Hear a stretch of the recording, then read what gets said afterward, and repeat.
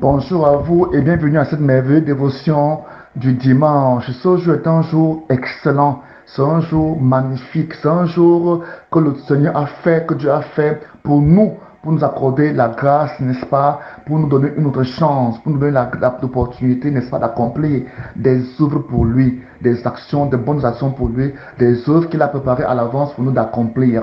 Alors voilà pourquoi ce matin nous devons lui dire merci et lui demander la force de nous accompagner, de nous permettre d'accomplir ces œuvres-là, de nous les révéler afin que nous puissions être puissants dans l'obéissance, dans la révélation. Ce matin, que Dieu bénisse au nom de Jésus-Christ de Nazareth. Je voudrais ici rappeler ceux qui veulent nous suivre, continuer à nous suivre sur YouTube, d'aller sur YouTube pour des enseignements plus profonds, plus, n'est-ce pas, plus étendus, de 20 minutes pour ceux qui veulent nous suivre en live le mercredi et le dimanche. Partez cliquer sur YouTube, mon nom, Bethem Bled, Bethem écrit B-E-T-S-E-M, Bled écrit B-L-A-I-D-E.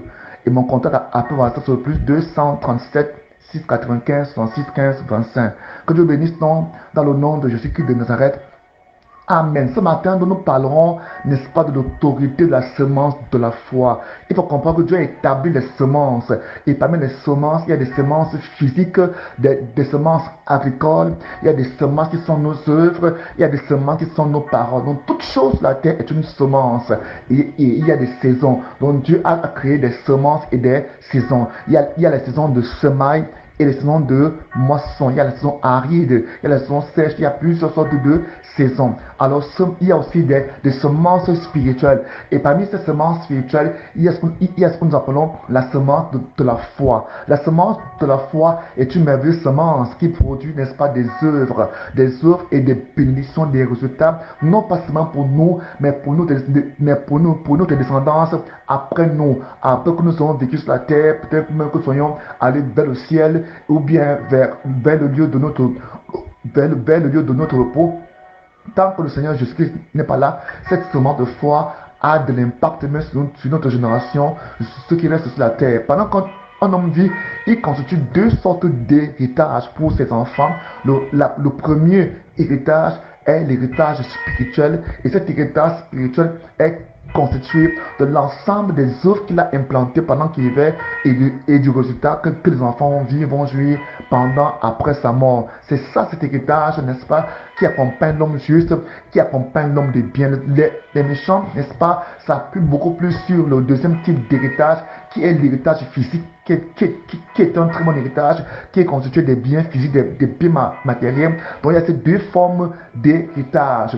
Et je me fais comprendre que la première forme contrôle la deuxième forme, parce que lorsque vous n'avez pas de bonnes, lorsque vous n'avez pas implanté, sémé de bonnes semences pendant votre vie sur la terre, cet héritage qui reste là sera détruit, va tomber en décrépitude, parce que la semence n'a pas été bonne, la semence n'a pas été bien implantée. Voilà pourquoi beaucoup de familles souffrent aujourd'hui des mauvaises semences qu'ont implanté leurs ancêtres, n'est-ce pas, leurs aïeux, n'est-ce pas, leur père, leur grand-père, sans le savoir, et cela produit de mauvais résultats aujourd'hui. Et quel que soit ce qu'ils peuvent faire, ça ne peut produire que de mauvais résultats. Mais dans le livre de Hébreux 7, la Bible nous fait comprendre quelque chose de très très profond qui nous montre, n'est-ce pas, la puissance et l'importance des semences, et la plus grande des semences qui est quoi? La semence de la foi. La semence de la foi, c'est quoi? C'est cette semence qui est constituée de la parole de Dieu, de l'obéissance à la parole de Dieu.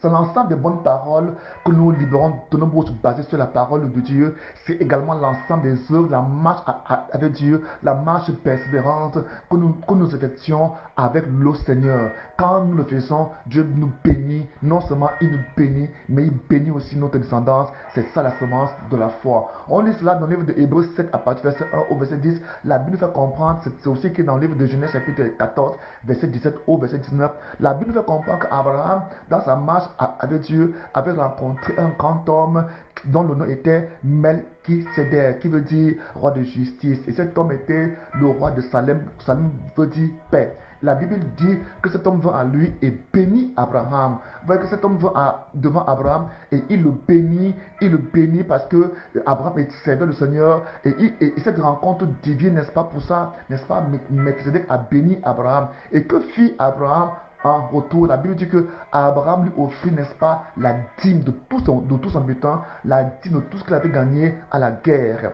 Et cet homme fut touché. Comprenez ici que l'action qu'Abraham posa, lui, il vit que cela, il posait cette action pour lui-même. Mais Hébreu 7 nous montre que l'acte que Abraham posa influença ses enfants, influença qui? Isaac, influença, n'est-ce pas, Isaac enfanta, n'est-ce pas, Jacob et Esau, cela influença ses enfants et ça influença aussi les petits-enfants d'Abraham, c'est-à-dire les enfants de Jacob. Amen. Donc, il faut donc comprendre cela, que cela influença ses petits-enfants, non pour montrer que l'ensemble de nos bonnes œuvres, de nos mauvaises œuvres sont des semences. Mais la semence de la foi, c'est l'ensemble des bonnes paroles liées à la parole de Dieu, des bonnes œuvres liées à la parole de Dieu, que nous constituons comme étant un héritage pour notre descendance. Cet héritage sera physique, cet héritage sera matériel et elle va se fructifier dans leur vie. Il dit ici au du verset 1 au verset 11 que cet homme donc,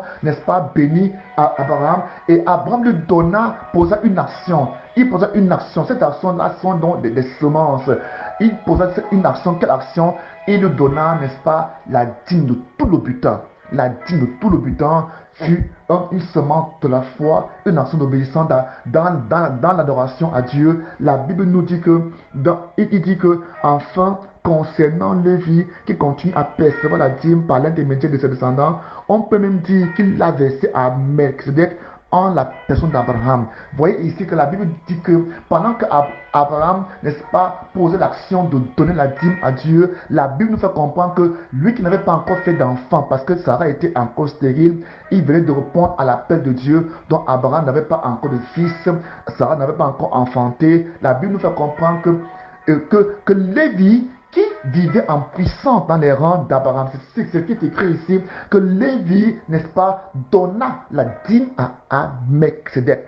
Bien qu'il n'était pas encore né, bien qu'il n'était même pas encore programmé dans le projet d'Abraham de naître, la Bible dit que Lévi paya, donnant la dîme à Melchizedek. On voit ici que Lévi, c'est qui? Lévi n'est pas fils d'Abraham, parce que le fils d'Abraham, c'est qui? C'est Isaac. Après Isaac, c'est Jacob. Après maintenant, Jacob, nous avons Lévi. Donc Lévi est l'arrière-petit-fils d'Abraham. La Bible dit qu'il donna la dîme au travers des rangs d'Abraham, parce que l'ensemble des œuvres que nous faisons touche même nos enfants, même quand ils ne sont pas encore nés, touche nos petits-enfants, nos arrière-petits-enfants, même quand ils ne sont pas encore nés. Ces actions, n'est-ce pas, peuvent diriger, peuvent guider, peuvent nourrir, peuvent bénir ou pas leur vie. Vous voyez que lorsque le sacerdoce va donc être implanté, la Bible nous fait comprendre que Israël avait 12 tribus qui n'étaient que les 12 fils de Jacob. Mais parmi les 12 fils de Jacob, il y a eu un qui fut choisi pour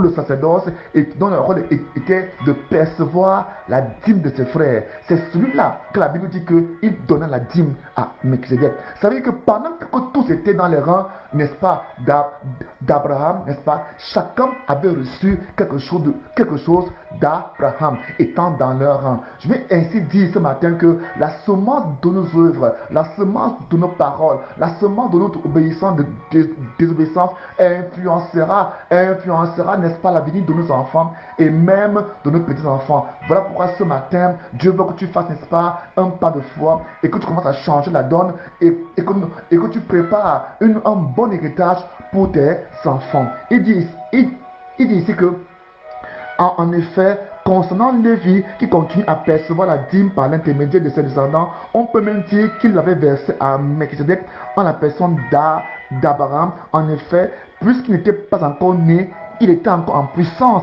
dans la personne de son ancêtre Abraham lorsque Melchizedek a rencontré celui-ci. Ce sont des choses profondes, n'est-ce pas, qu'il faut comprendre pour dire que, n'est-ce pas, nos parents, nous recevons, n'est-ce pas, des semences, nous recevons, n'est-ce pas, des choses de nos parents parle bien, n'est-ce pas, de leur rang, parle bien, n'est-ce pas, de leur semence, de leur vie qu'ils ont menée. Voilà pourquoi en tant que père, mère, aujourd'hui, vous qui écoutez cette émission, vous devez comprendre que la vie de vos enfants, la vie de votre descendance est complètement transformée par votre union, par votre unicité avec le Seigneur Jésus-Christ. Voilà pourquoi je voudrais vous affermir, vous encourager, vous fortifier à servir Dieu et à continuer dans les bonnes œuvres, parce que ce sont des œuvres là dont vos enfants, vos petits-enfants récolteront les bons fruits, les bons résultats. Soyez bénis au nom de Jésus-Christ.